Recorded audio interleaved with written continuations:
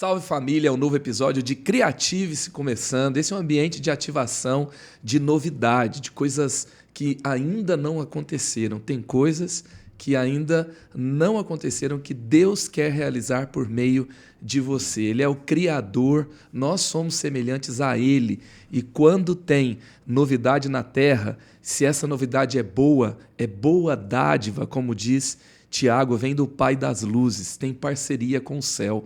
Esse podcast é um convite para você ser parceiro do céu, ser ativado pelo Criador para viver o novo aonde você está. Se você tem sido de alguma forma ativado, inspirado com as nossas conversas, eu quero te convidar a compartilhar esse link, seja do Spotify, seja do YouTube, seja de um corte que você vai ver nas suas redes sociais, no seu grupo de WhatsApp. Lembrando também que muitas das nossas boas conversas têm ali, às vezes, um roteiro, tem uma frase de destaque. Isso vira um PDF, vira quase que um e-book que você vai ter ali no Spotify, um link, e você pode baixar para ver e aprender um pouco mais, para ler, ou para você ter uma reunião de equipe. Imagina você pegar coisas que você aprendeu aqui, você ter um grupo no seu trabalho, ter um grupo que você está desenvolvendo, talvez de mentoria, de discípulos, e você conversar, orar, aprender, crescer, expandir aquele conhecimento que ativou você.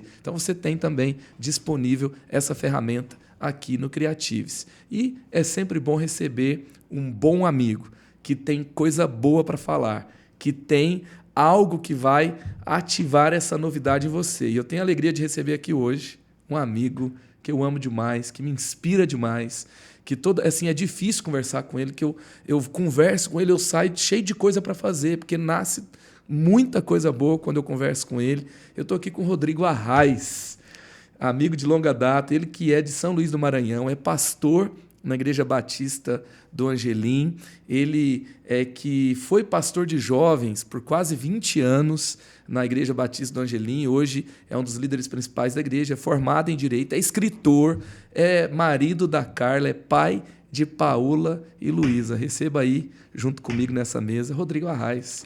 Tudo bem, meu amigo? O prazer é meu, Madaleno. Prazer estar aqui contigo, você sabe do respeito e carinho que eu tenho por você, toda a equipe aqui da Igreja da Cidade. Para mim é uma alegria poder trocar uma ideia e estar contigo mais uma vez. Muito bom receber você aqui. Assim, ele é assim, o melhor escritor de Twitter que eu conheço, tá? Se você não segue o Rodrigo no Twitter, você precisa seguir, tá? É muito bom. Os melhores comentários dos acontecimentos vêm de lá com equilíbrio. E quando ele pega no pé de alguém, ele faz isso de uma forma muito polida, muito clássica, né? Com as palavras muito bem colocadas. Eu falo, eu queria escrever um dia desse jeito. E também é escritor de livros. Quantos já são, Rodrigo? São 5 livros agora, 5 livros. Eu comecei a escrever cedo e até por conta da leitura, eu gosto muito de ler, né? Tem o Borges, que é um escritor argentino, que ele diz assim: deixem com que eles se orgulhem dos livros que escreveram. Eu me orgulho dos que li. Então, ele gostava muito de ler como eu. E aí, naturalmente, nasceram livros que alguns serão reeditados, se Deus quiser. Tenho sentido até muita vontade, Madaleno, agora nessa fase da minha vida, de me dedicar um pouco mais à escrita. Mas amo escrever como você. E faz aí pra gente a lista dos 5 e o que despertou. De repente, assim, fala a lista dos 5 e fala de algum que seja assim, uma tônica mais forte daquilo que você está vivendo agora. Assim, o primeiro livro que eu escrevi foi por volta de 2005, eu estava quase casando, e eu fiz uma viagem de 20 dias com o Luciano Subirá, que hoje é muito conhecido e continua uma referência na minha vida. E viajamos os dois, e nós fomos para Itália, inicialmente, depois para a Alemanha. E o Subirá já era, como é até hoje, um grande escritor e um cara muito estudioso da palavra.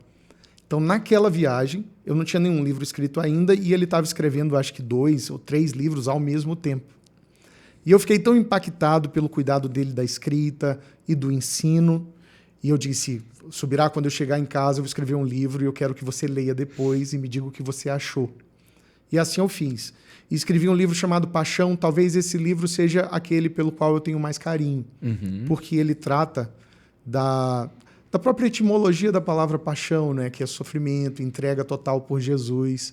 Escrevi o livro com o maior carinho em casa pela madrugada, mandei para ele, e ele foi muito gentil, muito legal, me respondeu e disse assim: Rodrigo, acho que você nasceu para isso, o livro tá bom, pode lançar. Então esse foi meu primeiro livro, ele faz o prefácio, já naquela altura, de 2005. Uau! E é um livro que eu tenho muito carinho por ele, já tem 2 edições dele, né? Esgotado. Inclusive eu só tenho acho que 50 cópias dele. Eu acho que eu li a 2ª edição dele. Fantástico. Eu sempre distribuo ele. O Luciano tinha razão, tá? E eu tô falando com um cara, gente, que em 2005, tem gente que não tinha nascido em 2005, tá ouvindo a gente, você sabe, né? É verdade. E ele já era ali endossado, prefaciado pelo Luciano Subirá. Olha o nível. Não, mas olha o nível do submeti a ele, cara. tenho um respeito absurdo por ele. E aí eu distribuí lá pro meu pessoal, não é? Logo depois escrevi um livro chamado Eu e Deus, a importância da experiência pessoal, que aí a ênfase da gente cruzar a ponte entre teoria e prática. E essa ponte é a experiência pessoal, não é?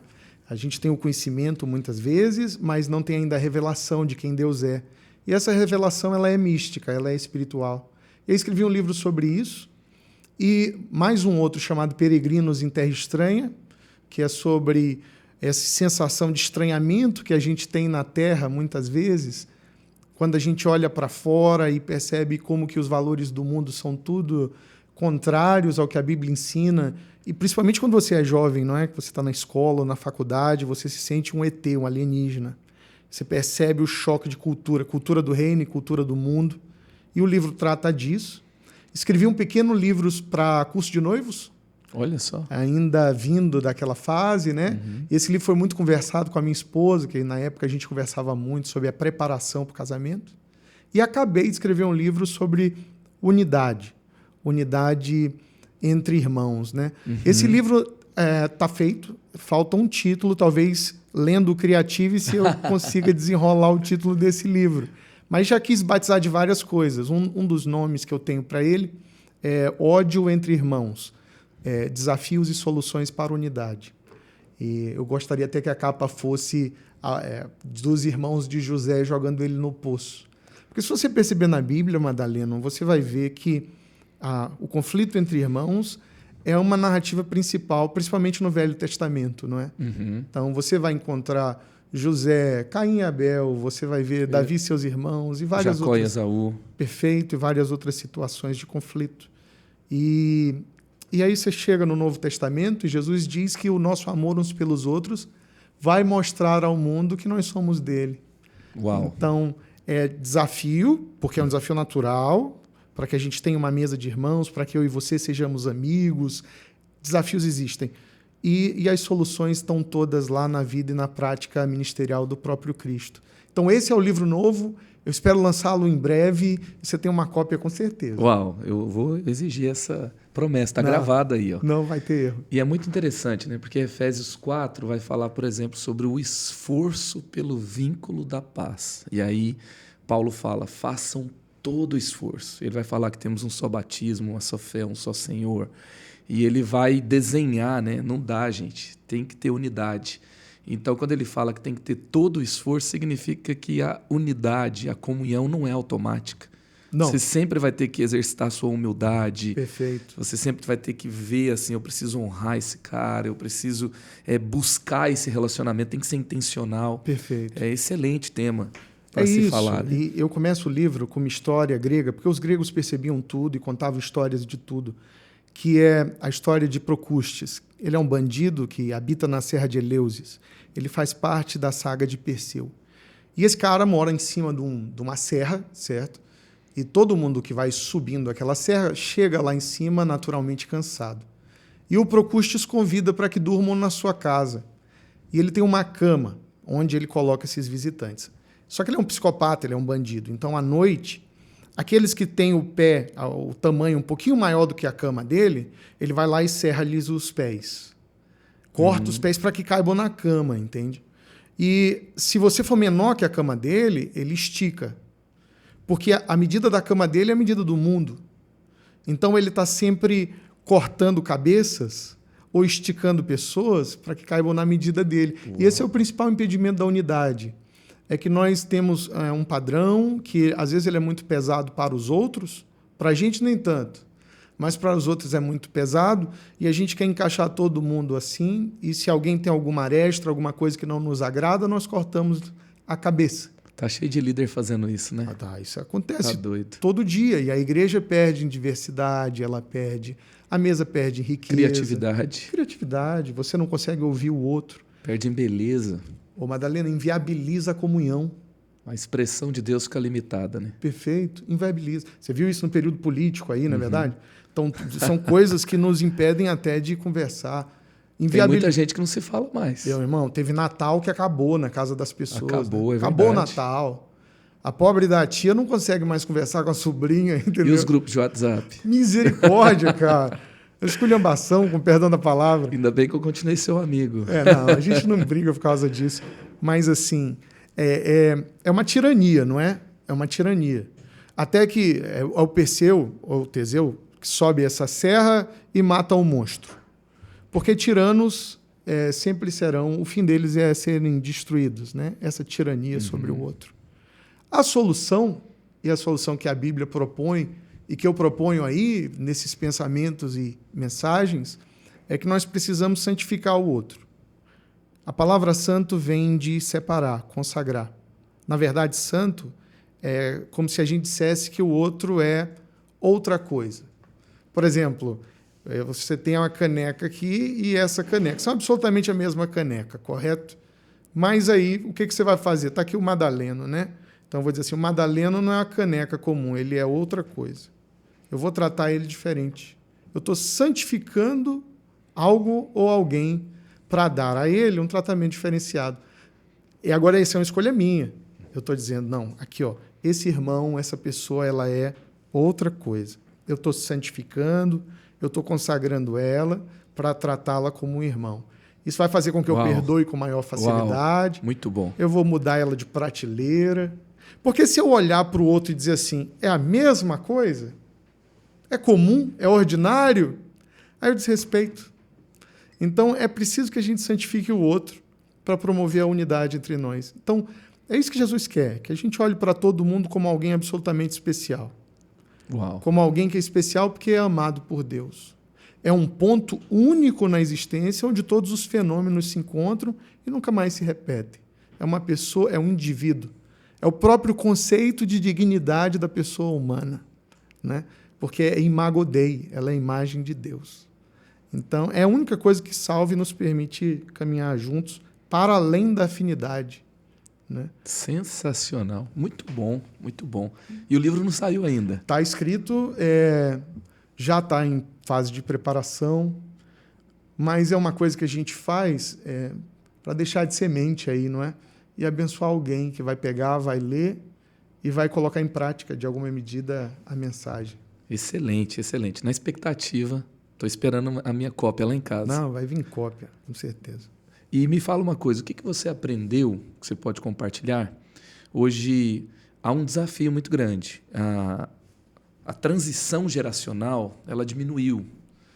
E para você ver assim, como isso é assim, urgente que a gente aprenda, que Abraão, Isaac e Jacó, eles frequentaram os mesmos lugares, eles ouviram as mesmas músicas, eles vestiram as mesmas roupas, eles cantaram as mesmas músicas e eles comeram as mesmas comidas.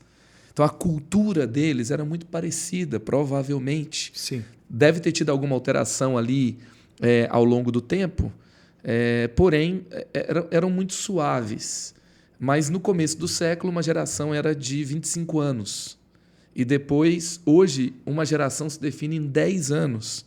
Está rápido, então, né? é muito rápido. Então, se uma pessoa de 25 conversa com uma de 15, ele já tem universos, cultura, perspectiva, cosmovisão diferente. E há um interesse muito grande de se conectar, de se aprender a liderar a nova geração, porque a força produtiva de uma nação está na juventude. Sem dúvida. E o que você aprendeu liderando a nova geração por tanto tempo? E você ainda lidera, você mentoreia, você é referência, você prega para eles, você conduz projetos com eles também. Assim, o que você poderia deixar de apontamentos, de dicas para quem lidera a nova geração, quem quer se conectar com a nova geração? Pronto. Ao mesmo tempo em que existe um gap geracional e mudanças culturais que vão de tempos em tempos, e eu avalio que sim, a gente precisa estar sempre de olho nelas, porque realmente muda muito rápido, como você está dizendo. E olha, eu tenho uma filha entrando na adolescência. Você pega um garoto de 10 anos e um de 15 anos, são 5 anos de diferença, mas é um abismo cultural e de interesses.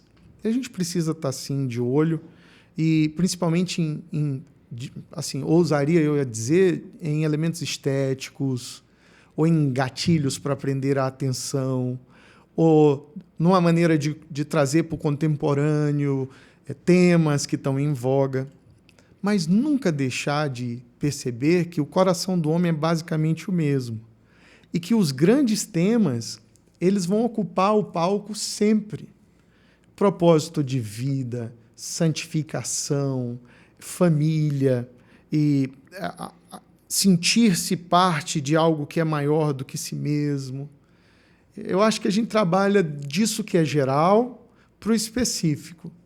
Então, eu tenho 40 anos de idade, eu luto para não ficar velho antes do tempo, para estar falando para jovens e saber o que está interessando eles agora, o que é legal, o que eles assistem, ouvem, o que eles estão percebendo no mundo, a angústia desse momento histórico.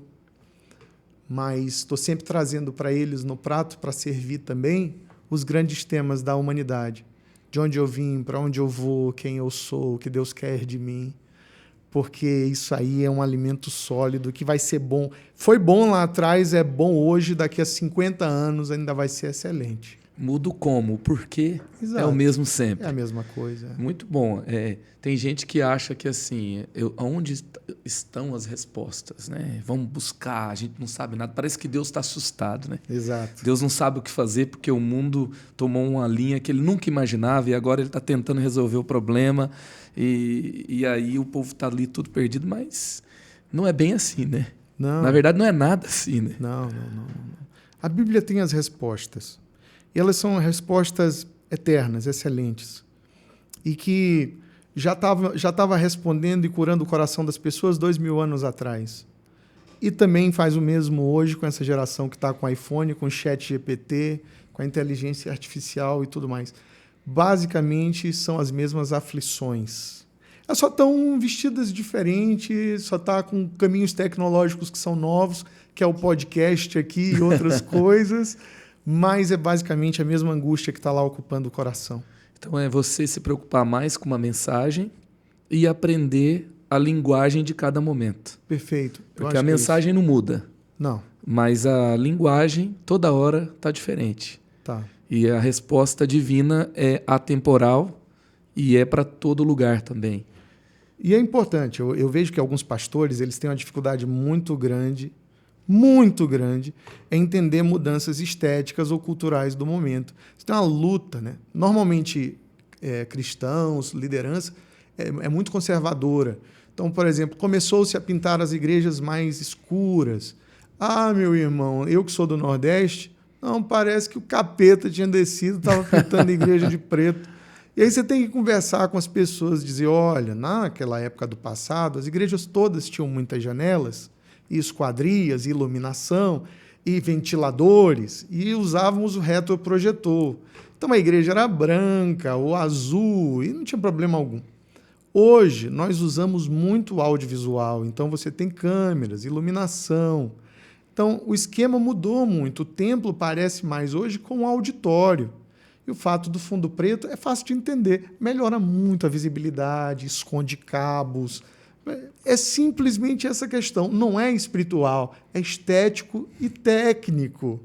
Então, muitas vezes a gente espiritualiza a coisa errada e tira do espírito que é do espírito. A gente santifica o branco, né? Perfeito. Consagra o branco, Exato. consagra o terno e gravata, consagra o púlpito, Perfeito. Né? Consagra e não tem nada disso consagrado na Bíblia. Não. E pode mudar no futuro, pode deixar de ser preto. E imagina assim, né? Você perder uma nova geração porque você deu mais valor para a sua tradição, você idolatrou a sua tradição e você defendeu isso até a morte. E você perdeu uma nova geração. Deixou de chegar lá, né? O pastor Carlito diz, nosso grande e querido pastor Carlito, ele diz que tem igreja em 2023 que está pronta para ser uma grande igreja nos anos 90. Mas dos anos 90 para cá, nós já temos muitos anos, não é? Quem nasceu... Os anos 90 não volta. Ô, irmão, não volta nunca mais. Quem nasceu no ano 2000 já tem 23 anos. Eu disse isso pro meu pai outro dia, ele assustou. A gente estava no carro conversando dos anos 2000 e tudo. Eu disse, pai, quem nasceu naquela noite do ano 2000, da virada, já tem 23 anos. Ele disse, uau, meu filho passa muito rápido. E é verdade, né? E tudo muda. Agora, as grandes questões, a doutrina, o credo apostólico, aquilo que a gente crê, núcleo duro da nossa fé é o mesmo. Desde a época dos apóstolos, será até que ele venha. O resto é técnico, é estético, é estratégico e, portanto, é flexível, né? Com certeza. E me diz uma coisa, você se formou em teologia, em direito, Sim. Foi ordenado pastor e você também teve uma carreira... como capelão, foi do Exército? Do Corpo de Bombeiros Militar do Maranhão. Do Corpo de Bombeiros Militar do Maranhão. Você tem o AB, é advogado, sim. É escritor. E que dica que você pode dar? Porque tem um momento da vida que o cara ali de 15 anos, de 16 anos, ele fala assim, eu vou definir o que eu vou ser a vida inteira. Tenho que escolher agora. O que eu vou ser, né? O que eu vou ser quando eu crescer? Fiquei pensando até agora e eu tenho que definir agora esse negócio.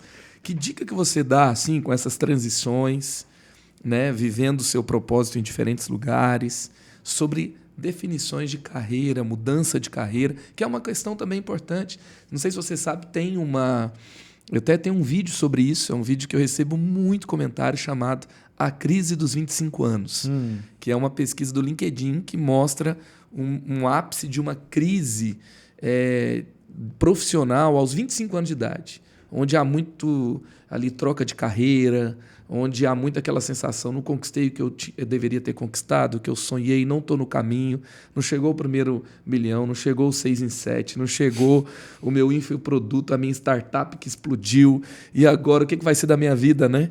E muitos já se frustraram muito ali também afetivamente, e vem aquela crise toda sobre o rumo de vida. O que você poderia falar sobre definição de carreira e transição de carreira? Olha, eu acho muito verdadeiro uma frase que diz que aquela pessoa que descobre muito cedo o que quer fazer e dedica-se a isso terá sucesso mais cedo. É verdade. Por outro lado, são poucas pessoas que, aos 15, aos 18 anos, conseguem definir uma direção de vida para toda a sua vida. Levando em consideração que nós vivemos hoje muito mais do que vivíamos no passado. Sim. As pessoas antigamente viviam 45 anos, 50 anos, algumas gerações atrás. Nós estamos chegando nos 75. Inclusive, estudiosos dizem que esse é o grande desafio do casamento. Porque antigamente casava-se para a vida inteira e aí você vivia 30, 40 anos com a pessoa. Agora está se vivendo muito mais, né? Tem gente que vai fazer 60 anos de casado. Perfeito. Então, 70. O que eu diria para quem ainda não definiu, para quem está descobrindo aos 15 anos, aos 16 anos? Primeiro, tem que ter uma abordagem da vida profundamente otimista. O que eu percebo em adolescentes e jovens é o niilismo, é aquela coisa, cara, o mundo não tem jeito, Jesus está voltando, eu não vou mais estudar, está acabando tudo, maranata, né? Mas esse maranata, ora vem Senhor Jesus, não é tanto desejo que ele venha, quanto é medo do mundo, medo dos desafios. Então, é preciso ter um otimismo e é preciso entender que a vida é fluxo, ou seja, você vai precisar testar as águas. Na minha experiência pessoal, com 18 anos, eu fui aprovado no curso de letras da UEMA, letras em inglês. Eu sempre gostei muito de inglês. E aí fui dar aula. Fui dar aula de português e foi engraçado que era um projeto do governo federal chamado Brasil Solidário. E estava ali primeiro, segundo período de letras na UEMA. E alguém disse, olha, precisamos de um professor de português, é um curso de corte e costura, mas nós vamos capacitar essas mulheres também com português, noções de cálculo. Estou dentro. E eu ouvi alguém dizendo assim, olha, a gente precisa de um professor de história da moda. Aí eu disse, está pagando? Tá. Você me põe para dar história da moda aí também, que eu vou ganhar dobrado, né? O que você sabe de história da moda? Eu disse, eu não sei nada, mas eu invento. Aí eu vou estudar, vou atrás e vou dar. Então você tem que se lançar. E aí comecei a dar aula de inglês, fazia letras, de lá fui fazer direito. E são 5 anos o curso de direito, não é? Você sai meio cru, aí fui estagiar no Ministério Público, arrumei, por conta de um amigo, um trabalho na prefeitura. E tudo isso, Madaleno, enfiado na igreja também. Boa, boa. E pregando, e viajando, e abrindo células, sabe? E nos cultos presentes, o tempo inteiro bivocacionado. Traduzindo Luciano Subirá na Europa, escrevendo livro na madrugada. Escrevendo livro, sabe? E multiplicando rede. E casando, eu casei aos 24 anos, e ao lado do meu pai, ao lado da nossa liderança, e vivendo a minha vida no dia a dia. Porque a vida é fluxo, ela é o que acontece, ela não é o ideal. Porque se você está esperando o ideal jamais chegará. A gente só tem o que é, não é? Inclusive, isso é uma forma de você encarar a vida muito sobriamente. Então, você para de reclamar, dizer, o que poderia ser. Não é o que poderia ser, é o que é. Então, eu vou fazer aquilo que eu posso fazer agora com o que eu tenho, com excelência. Então, sempre vivi assim. O meu conselho para as pessoas é seguir no mesmo rastro. Entendeu? É dar aula, é trabalhar, é ver o que está às suas mãos. Alguém colocou algo para você fazer na igreja? Faça. Bem, eu quero ser um advogado. Leia bastante. Entenda que a academia, a faculdade, ela vai te dar um conhecimento que, às vezes, é difícil aplicar no mundo real. Então, valorize a experiência real do estágio, da vivência com outros profissionais. Não é? Você quer ser médico? Eu diria, comece cedo. Mas não tenha medo de começar tarde. E aqui eu peço licença até para ela, um beijo, meu amor, para dar o testemunho de Carla, minha esposa. Carla, nós casamos, ela era fisioterapeuta, já havia 4 anos que estava formada. E aí vivíamos num apartamento muito pequeno, uma vida muito simples. E na época eu pagava um carro ali, muito apertado, e aí o pai dela veio com um desafio lá em casa, um dia, 8 horas da manhã, disse, Carla, você é inteligente, você é capaz, ela tinha 28. E eu acho que você devia largar tudo, voltar para a faculdade, se preparar, fazer medicina. E eu fiquei com medo, né? Eu disse, cara, nós vamos perder a rendinha que ela tem aí de fisioterapeuta. Já tenho 28 anos, Rodrigo. Ela dizia, tô velha. Olha o pensamento, né? Cara, é sempre tempo de recomeçar. E aí, voltou para o cursinho, passou no curso de medicina. Foram 6 anos de curso, mais 2 de especialização, com 2 crianças pequenas em casa. E na igreja. Heroína. Entendeu? Heroína. E na igreja. E na igreja. E na igreja, pregando para as mulheres, viajando, conferência de jovens e tudo ao meu lado. Ela ama a igreja, eu conheci ela com 16 anos lá. Então, sem medo de viver e fluindo. Porque seus talentos, sua dedicação, as suas afinidades, interesses vão acabar te levando para aquele lugar da boa, perfeita e agradável vontade de Deus. Olha aí. Né? Quando você finalmente vai dizer, olha, eu já vivi tanta coisa, mas agora eu tenho encontrado aqui o que me realiza, sabe, o que me faz feliz. E isso Então, assim, dica 1 para todo esse falatório é não tenha medo, caia para dentro, entendeu? Tem gente que já nasce cansado, né? Tem gente que... vai dar trabalho, não consigo ler, cansa, estudar, não consigo, não é meu shape, não dou para online, não consigo também no presencial. Daí, hoje em dia, formação já não é lá, essas coisas. O cara vai pulando, daqui a pouco não fez nada. E se sente velho. Outro dia uma menina chegou para mim, 32 anos, na igreja, e disse, pastor, gostaria muito de fazer tal coisa, um projeto tal, mas estou me sentindo tão velha para isso. Aí eu disse para ela, olha, dá tempo de você ser astronauta se quiser. Entendeu? Você é nova, você é muito nova, dá tempo para tudo. Só tem que ter coragem, fé, otimismo, né? Fazer o seu melhor dia a dia. Parece simples, não é? Sim. Mas talvez por ser tão simples a gente não faça, a gente fica esperando uma coisa mais complexa. Francis Chan, ele fala assim, que as coisas mais simples, mais fáceis de entender, são as mais difíceis de praticar. É verdade. Não é verdade? É verdade. Pede muita coragem. Eu fiz 40, como eu te disse, nós somos a mesma geração.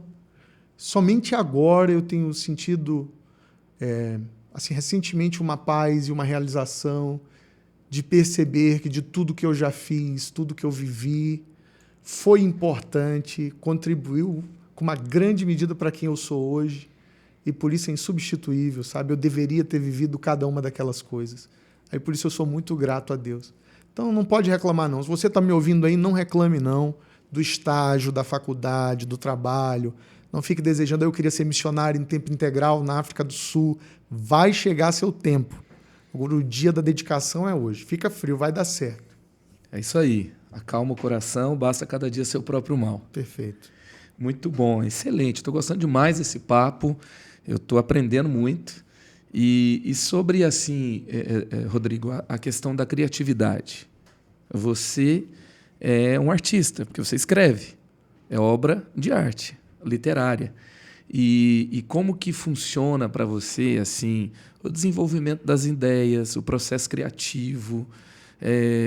Você acredita assim que a escrita também é algo que pode desenvolver a criatividade das pessoas, organizar ideias? Como que funciona tudo isso para você? Sem dúvida. Como eu te disse, e eu vou deixar aqui uma homenagem a ela, a minha avó materna foi diretora de biblioteca pública por muitos anos. Eu acho que por conta dela e da nossa família, eu sempre tive um apreço pela literatura. Inclusive, a biblioteca que ela liderou é a 10ª maior do Brasil, é uma grande biblioteca Uau. pública. Depois ela foi cuidar da Biblioteca do Sarney, na Fundação da Memória Republicana, em São Luís.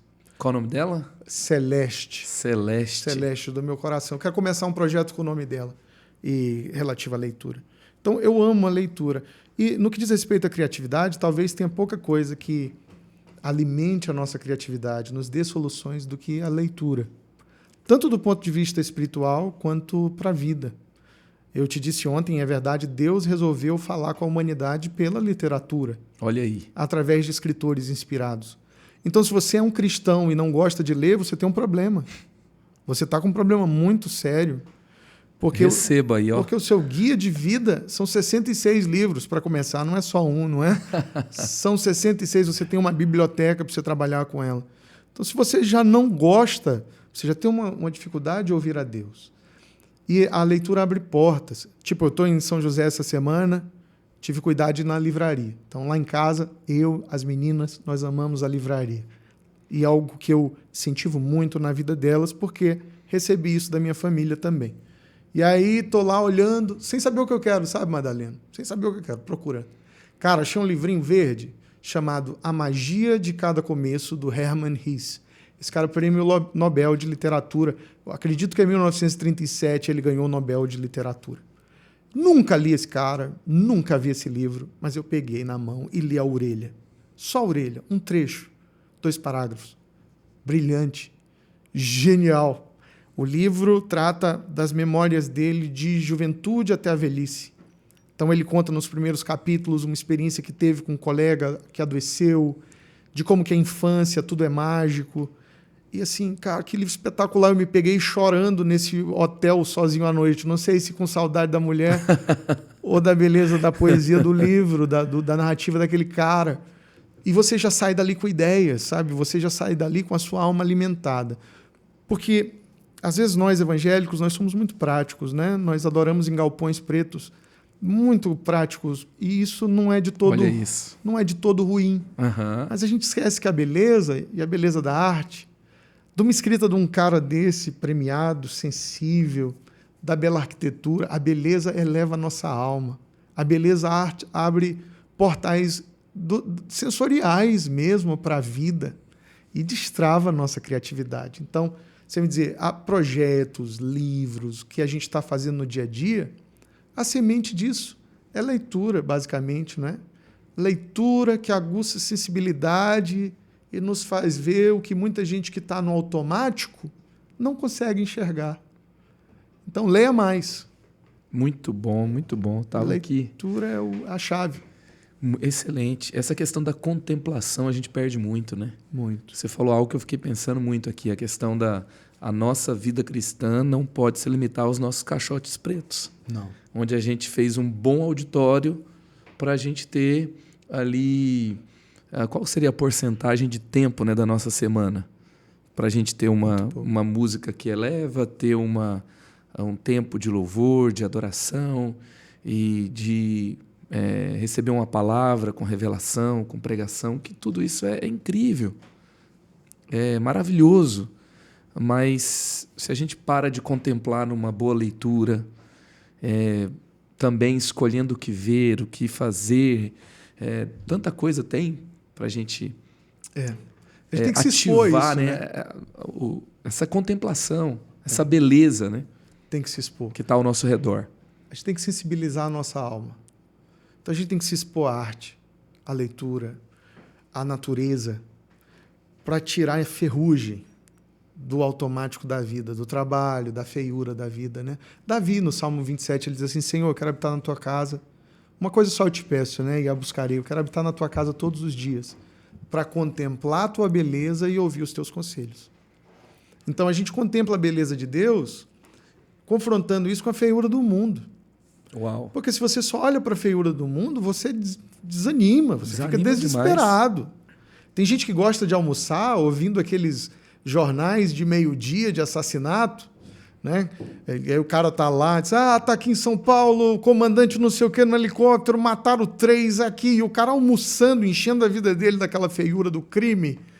Tem crente que gosta, ou às 6 da tarde, eu não sei mais o horário. Mas o não... cara chega em casa e, sei lá, vou ficar aqui na timeline do TikTok. Pronto, porcaria, não é? Vendo feiura. Então, assim, vai ter alguma coisa lá que aproveita, mas, né? Inclusive, vai ter trecho dessa conversa no TikTok. Vai. Essa é boa.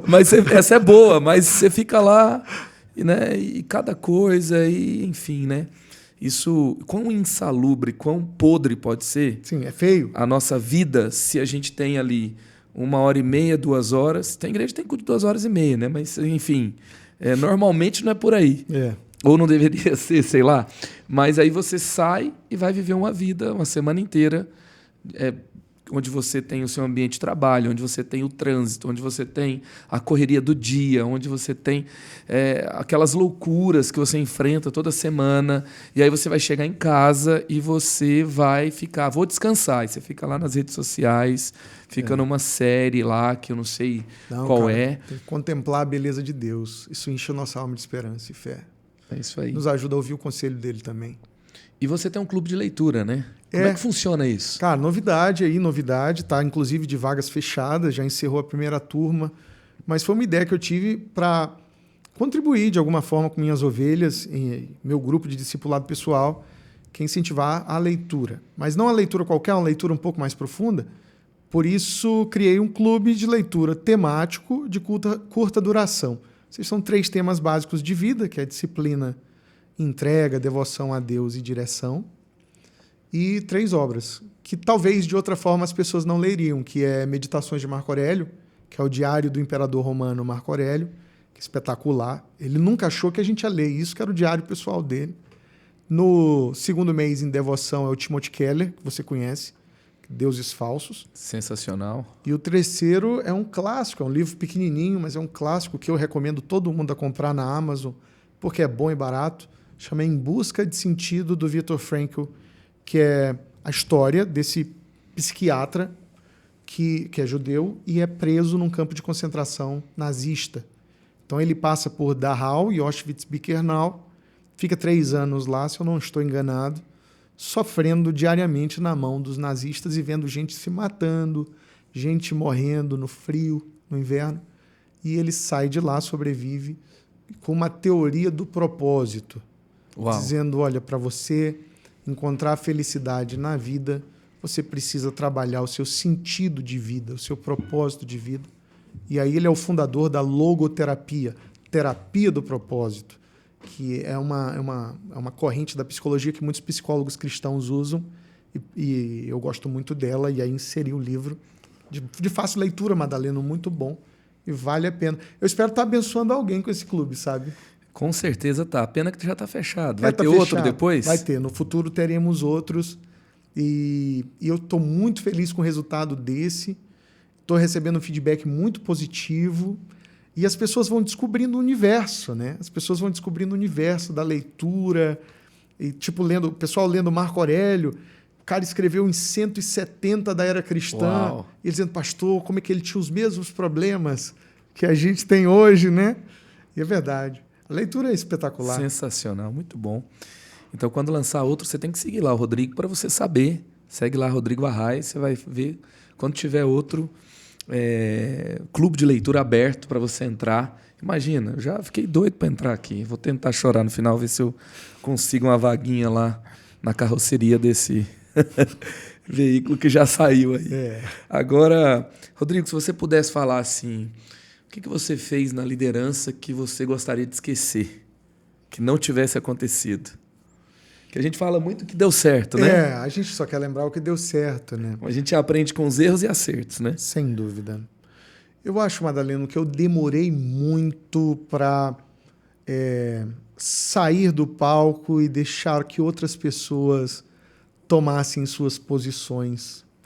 Acredito que esse é um erro comum na liderança e é um pensamento falso que a gente tem às vezes, que nós somos insubstituíveis, ou seja, a gente fica naquela insegurança, né? E dizendo assim, não, só eu sei fazer assim, desse jeito, tentando se autoconvencer de que a gente é muito necessário. Então, acredito que eu demorei muito a posicionar algumas pessoas e liberar seus talentos. Porque o pensamento elas não estão preparadas, não é? Mas se você não liberar, não prepara. E é muito melhor você liberar e estar ali vendo do que liberar depois, em outra circunstância, e você não ter nem condição de dar um feedback. Mas agora, graças a Deus, e eu te contei ontem, nós fizemos a transição no nosso grupo de juventude lá. Isso promoveu a subida, o posicionamento e alinhamento da galera de 20 anos, 25 anos, que está chegando, não é? E que tem talento, e que tem conhecimento.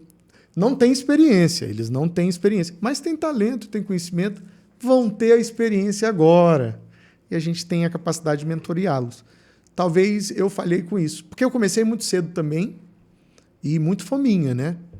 Fazendo de tudo. Eu já fiz de tudo na igreja, cara. Eu já fiz de tudo na igreja. Já lavei banheiro, já preguei para velhinho, já preguei para criança, já fiz acampamento, fiz viagem, já fiz de tudo que você possa imaginar. Já conversou com um vizinho que tretava com a igreja? Já resolvi problema de irmão, já separei briga.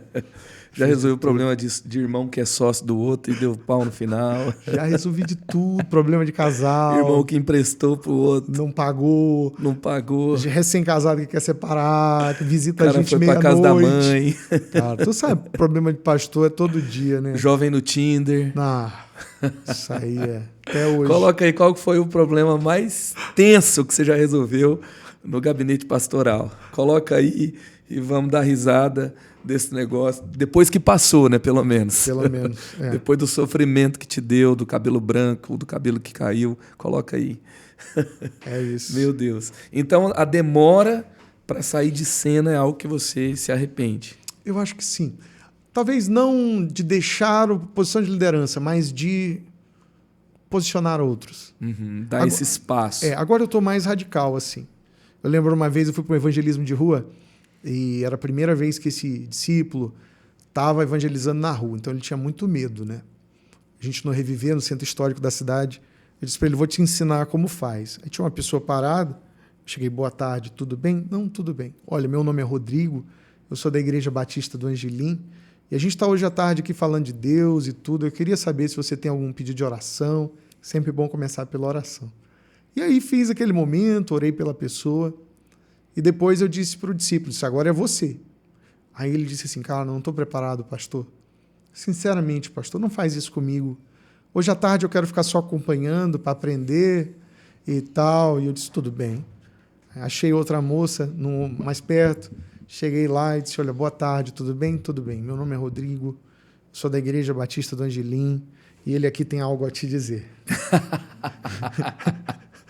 E aí tem que ir, não é? E você joga a pessoa da montanha. Diz que esse é o ministério Nabucodonosor, né? Você joga a pessoa na fogueira para o quarto homem aparecer. Exato, né? Ou ele se queima. Ou ele se queima ou o quarto homem aparece. E eu percebi que na minha vida sempre foi assim. Por exemplo, eu fui intérprete. A primeira vez que eu interpretei, o fiz porque não tinha intérprete. Então eu estava em Belém e tinha um cara que estava marcado de interpretar um americano. O cara não foi, todo mundo olhou para o lado, salão cheio na Nipo-Americana em Belém. Olharam para mim, você fala inglês? Fala, você vai interpretar o irmão aí. Cara, aquele frio na barriga absurdo, né? Mas interpretei, depois perdi o medo. Fiz isso muitos anos na minha vida. E isso aconteceu comigo e eu me sinto preparado para muita coisa hoje. Então, eu não sou tímido, eu consigo fazer muita coisa. Mas eu não era assim. Eu me tornei assim. E às vezes a gente fica esperando que os outros já cheguem prontos. E a gente tem que fazer de vez em quando, né? Olha, pessoal, tudo bom? Boa noite, estamos aqui e tudo mais. Meu nome é Rodrigo, mas hoje quem vai pregar é fulano de tal. Aqui. Né? Prega lá. E vai ser ruim, não é? Às vezes é ruim, né? Aí o cara vem e diz assim, e aí foi bom? Você diz, não, foi ruim, mas é natural que seja ruim. Vai ficar bom. E eu acho que eu demorei muito para perceber isso, mas quando eu percebi, sinto que fui fiel. E hoje conto com uma equipe muito boa, muito capacitada. Que bom. E a gente se sente muito feliz de estar um com o outro, porque a gente está aprendendo junto. Uau, muito bom. E eu lembro de você falar de uma história que você pegou o WhatsApp de alguém. Sim, é verdade. Para ajudar a pessoa a dar uma desenvolvida na vida afetiva. Como é que foi isso mesmo? Cara, porque é o problema da timidez, né? Eu estava viajando, estava em Portugal com uma equipe, e 2 amigos queridos, um de muitos anos e a outra uma colega de faculdade, que é da igreja também, não é? E eles conversando, e eu ali na viagem em Portugal com 15 pessoas no grupo, e olhando aquele romance, e aquela conversa no WhatsApp, como tá aí, etc. Eu virei para ele e disse assim, vem cá, você ainda não percebeu que ela gosta de você? Ele, não, a gente está conversando e tal. Você gosta dela? Gosto e tal. Então, beleza, o que você está esperando? Não, pastor, e tudo mais e tal. Aí ele saiu rapidinho da mesa, eu peguei o WhatsApp dele, estava aberto aqui do lado. Deixou liberado o WhatsApp. Olha o que eu disse. Olha o que eu disse. Olha o que eu disse. Ela estava perguntando como estava a viagem. Aí eu respondi assim, em nome dele, não é? Usando minha procuração de advogado, meus poderes advocatícios. Eu disse assim... representando o cliente. Aqui, representando. Isso aqui está muito bom, só falta você. Quando eu chegar aí, precisamos conversar sobre isso. Enter. E deixei lá. Ele chegou, sentou de novo. Quando ele viu, ela tinha mandado várias mensagens. Uau. Dizendo assim, ei, isso é sério? Não, não sei o quê. Eu disse, não responde nada que ela vai se entregar. Ela vai se entregar. Se você não disser nada, ela vai se entregar. Cara, ela disse, não, realmente, estou também precisando conversar com você. Então, ou seja, resolvi a situação. E a moral da história é essa, é que às vezes... Casaram? O que foi? O que deu nisso aí? Cara, eles namoraram um tempo bom, mas não deu casamento, não. Ah, mas entendi. os dois já pelo menos namoraram. Ah, mas pelo menos tentaram, né? A lição que fica, e é uma lição para a vida, tá? E é uma lição de Machado de Assis. Ele dizia que as mulheres, os grandes prêmios pertencem aos mais ousados. Então, por falta de um pouco de ousadia, não é muita ousadia, não é desrespeito, mas por falta de um pouco de ousadia, a gente deixa de viver, às vezes, o que Deus quer, não é? Fica aí fica a dica. Fica a dica aí. Aí, Hildo. O Hildo está com a gente aqui no estúdio hoje, depois vai voltar para gravar o dele também. Fica a dica para o Ministério de Jovens aí, para o Hildo, para a galera da Nação, para o André, que está aqui também. Vamos para cima. É isso. Sensacional. Pouco de ousadia. Falta um pouco de ousadia. Pouco de ousadia, na vida, em geral, não é? Acho que a gente respeita muito a opinião dos outros, às vezes, ou a gente tem medo do que vão pensar e dizer, nossas inseguranças, tem que ficar um pouquinho de lado. Com certeza. Você é filho de Joaquim Arraes, de Rose. Joaquim Ferreira dos Santos Neto e Dona Margarete Rose Silva Santos. Uau, uau, uau, uau. E é interessante assim, né? Eu conheço você e conheço Fred. E vocês são extraordinários. Tem Rebeca também. Tem a Rebeca. A Rebeca está no Canadá hoje. E conhecendo vocês, não imagino outra coisa dela também. E se você pudesse dizer, né, assim, o que você mais admira da educação que seus pais te deram? Porque vocês se tornaram extraordinários. E isso é um desafio, assim, se eu falar assim, qual que é o maior desafio que eu tenho hoje? Se eu pegar minha vida financeira, pegar o ministério, pegar trabalho, pegar tudo, o maior desafio é família, é criação de filhos, é formação daqueles que Deus nos confiou como filhos. O que você ressalta assim, de muito valor nessa formação que eles te deram? Eu acredito que foi a ênfase no relacionamento com Deus, sem dúvida. E eu sei que parece assim manjado isso, não é dizer, mas a minha memória é de estar ali crescendo na minha cama, dormia no mesmo quarto que Fred, e meu pai ir lá com um livro e ler conosco Provérbios e orar. Um pai extremamente disciplinador, presente, mas sempre com uma ênfase assim no respeito a Deus, numa vida moral, ética, de não mentir. E nós crescemos presentes ali no dia a dia da igreja, né? Com a ênfase na presença de Deus e no serviço ao próximo. Sempre, no meio de todo mundo. Gente rica, gente pobre, gente gorda, gente magra, gente feia, gente bonita, da periferia, da zona mais nobre da cidade. Isso acabou moldando na gente uma ética do serviço, de atender aos outros, de olhar nos olhos, de ouvir, de fazer o melhor, de tratar todo mundo muito bem. E eu fui ordenado aos 22 anos e o meu pai sempre me disse isso. Ele disse, Rodrigo, eu posso te ordenar e te chamar de pastor, mas isso não quer dizer nada. Você tem que ter autoridade, você tem que ter testemunho. Então, essa ênfase na vida real, na espiritualidade da quarta-feira, entendeu? Não do domingo, acho que foi a coisa mais bonita que eles trouxeram para a gente. Da gente poder ver a vida deles com Deus ali, porque a igreja é a paixão do meu pai, né? São 33 anos de ministério, eu trabalho ao lado dele já há 20 anos, e de vê-lo diariamente ali, sentir no coração dele a verdade, né? Sentir que ele está ali não por torpe ambição, não por reconhecimento das pessoas, porque ele ama a Deus e ele ama aquela obra, e isso contagia, né? Contagia os filhos, contagia a família, e nos passa a verdade. A verdade é uma força poderosa, né? A verdade, ela se manifesta. Não dá para esconder a verdade.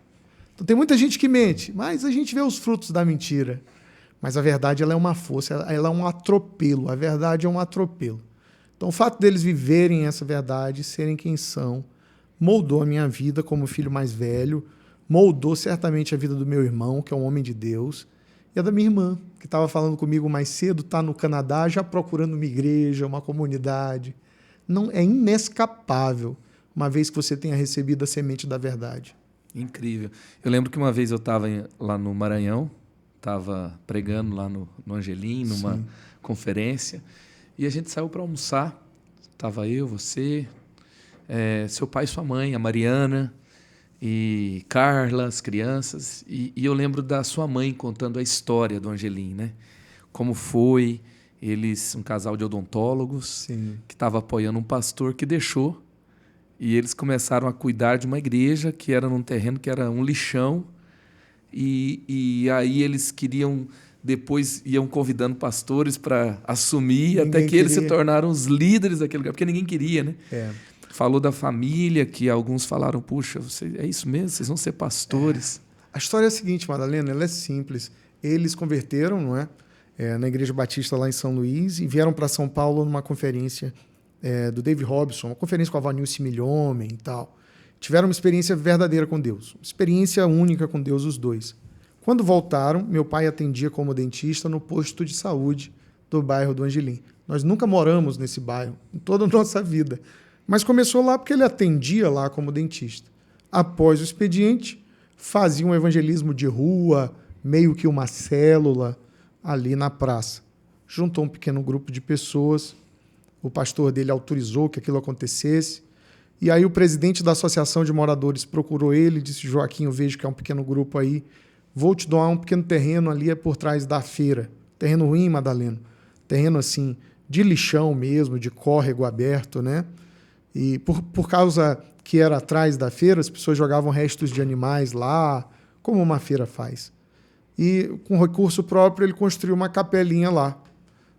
Na época tinha também uma loja de materiais de construção pequena, e aí isso aí já ajudou a fazer uma capela. A capela mesmo, a igreja muito pequena. E começou a pregar, mas a buscar sempre um pastor profissional, não é? Alguém do seminário, alguém que quisesse realmente tocar aquela obra. E a gente conhece até alguns que passaram por lá, mas ninguém queria de fato, porque não tinha como sustentar um obreiro.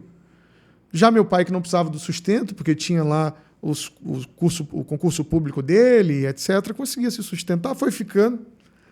E aí a convenção chamou ele e disse, Joaquim, olha, te prepara, nós vamos te sabatinar, ordenar, é você mesmo. E o resto é lenda, né? São 33 anos, aí foi ficando. E a nossa família, então, passou a frequentar aquele bairro semanalmente, 2, 3 vezes por semana. Crescemos ali. Eu conheci Carla lá, né? Carla, moradora da Rua 11, ali do Angelim. E a família dela, e é o amor da minha vida.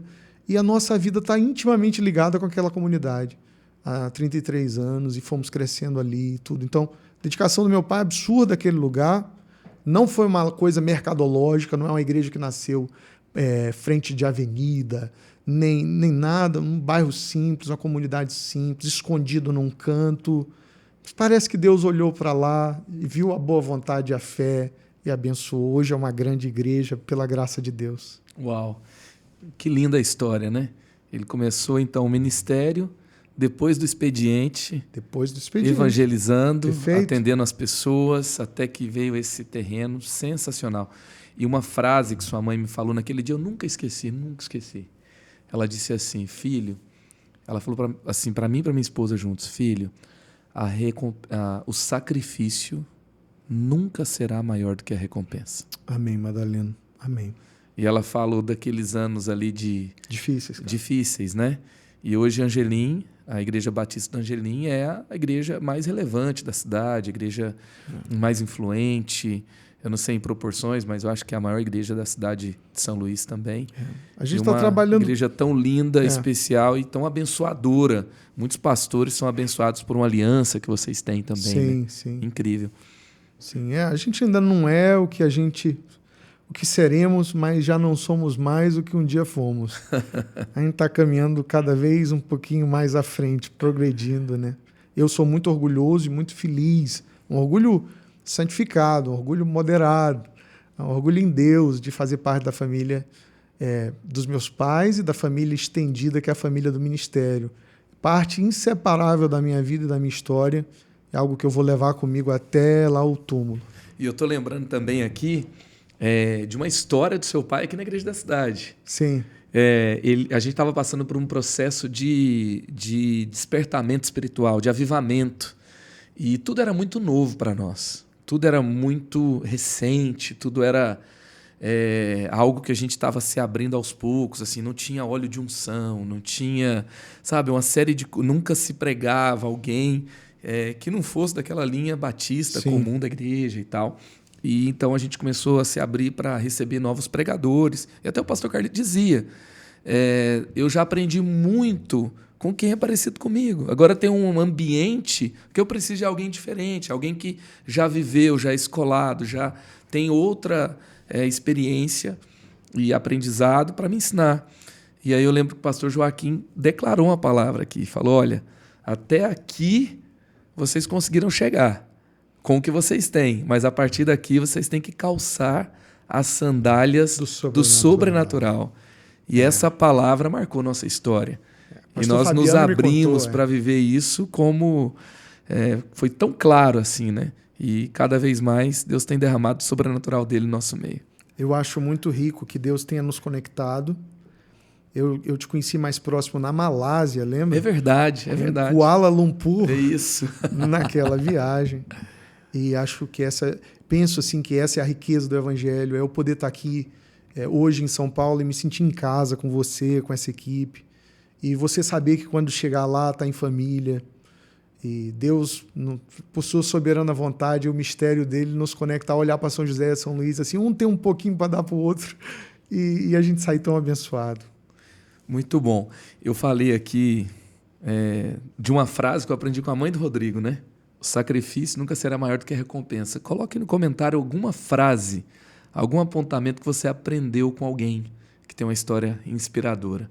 E é incrível, Rodrigo, a gente ter sido conectado por Deus desde a Malásia sermos família de uma forma assim, unida por Deus mesmo, né? Muito bom. Rodrigo, se você puder assim, indicar, você já indicou alguns, né? Você vai falando e já vai indicando, mas assim, alguns livros que marcaram a sua vida, também, se você puder, sei lá, eu assisti alguma coisa, queria que você assistisse também, vai ser relevante para a sua jornada, como foi para a sua própria. O que você poderia indicar nesse fim de conversa aqui? Tá, beleza. Vou dar 3 livros aí para o pessoal comprar na Amazon agora e vai aproveitar muito, vai ler, vai gostar demais, né? O primeiro deles é o Creative-se aqui do Marcos Madaleno, que é um livraço, né? Tá aqui, a capa tá linda aqui em cima. Liderança, Inovação e Criatividade. Ele que é muito modesto, mas é um grande escritor. Esse livro é sensacional. Agora indica de verdade. Vai. A Conspiração Divina, do Dallas Willard, é muito legal. É um livro um pouquinho mais extenso, mas é um livro muito bom, que trata do reino de Deus. Um livro para você que quer ler um livro cristão, um livro muito legal. A Morte de Ivan Ilitch, de Tolstói, serão 50 páginas que vão te deixar pensando uma semana, que é uma pequena história desse grande escritor russo sobre a vaidade da vida. O Ivan Ilitch, ele é um burocrata e tal, e ele está ali galgando a carreira dele na Rússia e adoece. E à medida que vai definhando e adoecendo, percebe a falsidade das pessoas, vaidade das vaidades, tudo é vaidade. E, por último, um livro do meu clube de leitura, que está agora, e que todo mundo tem acesso, e é um livro muito legal, vai te abençoar, o Em Busca de Sentido, do Viktor Frankl. Eu acho que o Em Busca de Sentido, do Frankl, é assim, top 10 livros que você tem que ler, uma hora tem que ler, porque vai ser muito bom, boa reflexão. Então fica aí um livro cristão, bom, de bom conteúdo, né? Um drama russo clássico, mas pequenininho, para um bom nível de leitura, aí, um livro mediano. E Em Busca de Sentido, uma história, vida real, muito legal, do achado do propósito de vida. Eu penso que são excelentes dicas. Excelente, excelente. Vai estar também aqui na descrição do vídeo, vai estar no nosso PDF que sai 2 semanas depois do episódio, ali no Spotify, você vai ter o link também no YouTube.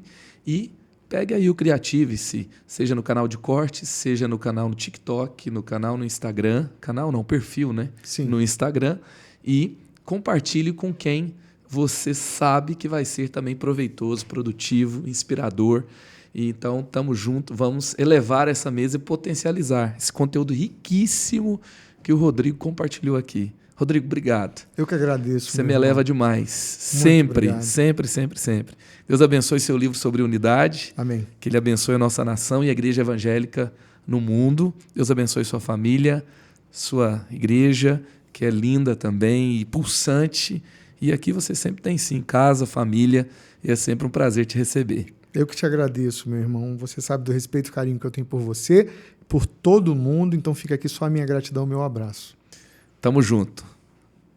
Prossiga. O extraordinário te aguarda em Jesus. E aí, espero que você tenha gostado desse episódio. Eu quero te lembrar que também nós estamos no Spotify. Pode deixar lá suas 5 estrelas para o nosso podcast. Criative-se também está no TikTok. Procura a gente lá. Criative-se Cortes no YouTube e também no Instagram, tá? Criative-se _podcast no Insta. Valeu, galera. Criative-se.